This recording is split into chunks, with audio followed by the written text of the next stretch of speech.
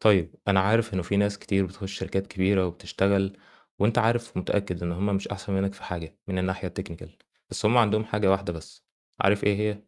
العلاقات.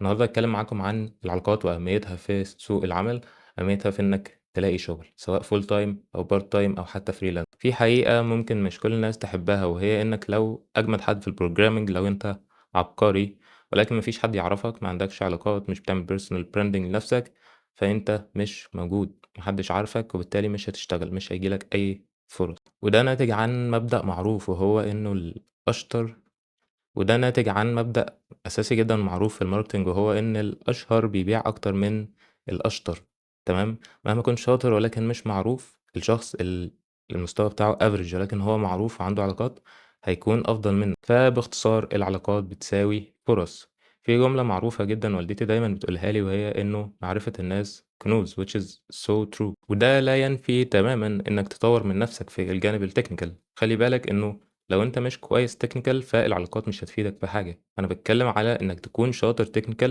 بس مش لاقي شغل، تمام؟ فساعتها العلاقات هي الحاجة اللي ناقصة، ولكن زي ما بتشتغل على الجانب الtechnical اشتغل على الجانب الnon technical واشتغل على العلاقات بتاعتك.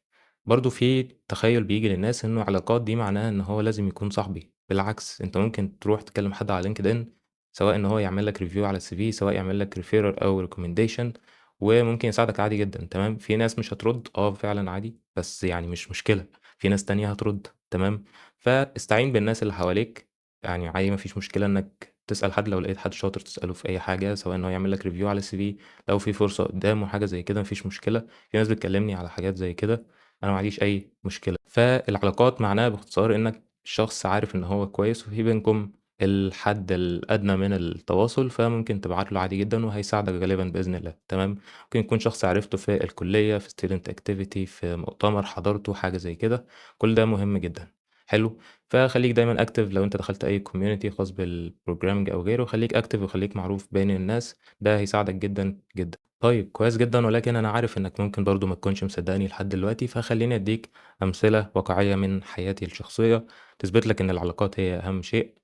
أول حاجة إن أنا اشتغلت زي ما قُلت في الحلقة الأولى في 3 أماكن لحد دلوقتي، ال3 أماكن اللي أنا رُحتهم كانوا referral بrecommendation، 3 أشخاص مختلفين رشحوني في ال3 أماكن، بعد كده دخلت الCV والحمد لله أو دخلت الinterview خلّينا نقول، والحمد لله الأمور عدّت بخير، تمام؟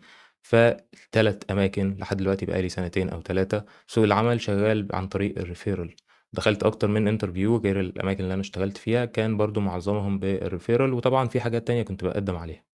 طيب خلّيني أقول لك برضه إن أنا ساعدت الحمد لله يعني بفضل ربنا، ساعدت أكتر من حد إن هو يشتغل أو يلاقي فرصة سواء كان شغل في شركة أو حتى internship. طيب أعتقد إنك اقتنعت دلوقتي، فالخلاصة اهتم بمهاراتك الtechnical 100% ولكن ما تنساش علاقاتك. وبس هنا بينتهي الفيديو، لو عجبك الsetup الجديد عرّفني في الcomments وما تنساش إنك تشارك الفيديو مع صحابك لو عارف إن هو ممكن يفيده، ونتقابل بإذن الله في الفيديو الجاي، هنبدأ بقى في الجزء العملي فعليًا وهنتكلم إن شاء الله عن LinkedIn في الفيديو. بافكّركم تاني إن الحلقات بتنزل كل سبت وتلات الساعة 18:00 بتوقيت مصر، وبس كده، سلام.